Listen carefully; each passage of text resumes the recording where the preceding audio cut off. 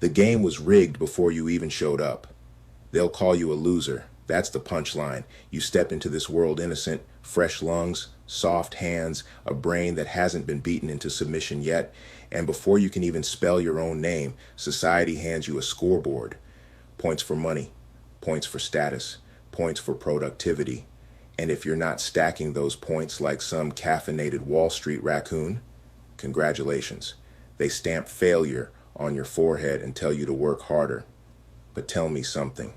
Is a man a loser if he loses at a rigged game, or is he just the only one awake enough to notice the table is tilted? Tyler Durden would laugh. The Joker would clap.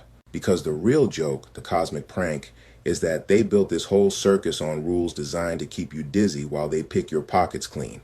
Let's talk about the rigging. First, you're taxed for using the same dollar twice. You earn money, taxed. You spend that money, taxed again.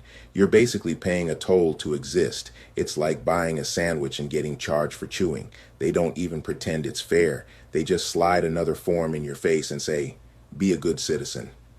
Meanwhile, the same institutions that wrote the rules move wealth through loopholes big enough to drive a convoy through.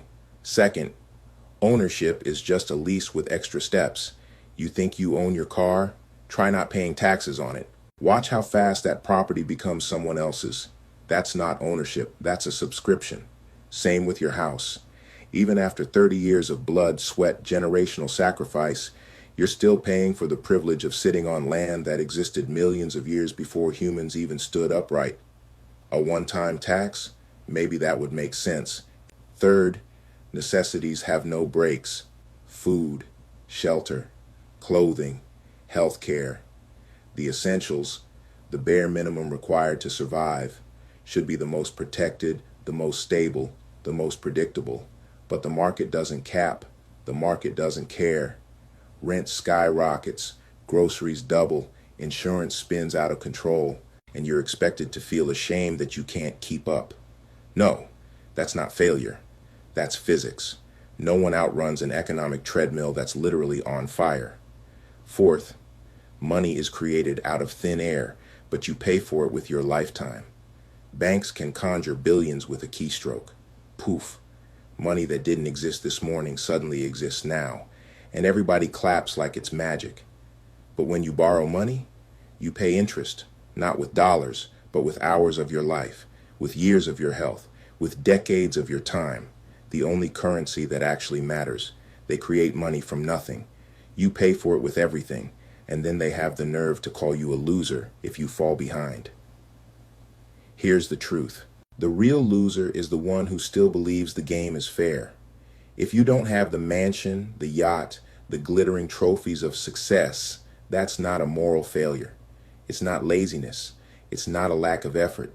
It's called being human inside a machine that wasn't designed for your victory. It was designed for your obedience, to keep you chasing, to keep you exhausted, to keep you doubting yourself just enough that you never question the scoreboard. But here's the twist. You win the moment you stop measuring your worth by a game you never agreed to play. The moment you see the system for what it really is, you become free, untouchable, uncontrollable, dangerous in the best possible way. A mind that refuses to be manipulated is the most rebellious thing on earth. And you might call it the first real breath you've taken in years. So tell me, are you ready to stop playing the game? Are you ready to be free? Are you ready to breathe again?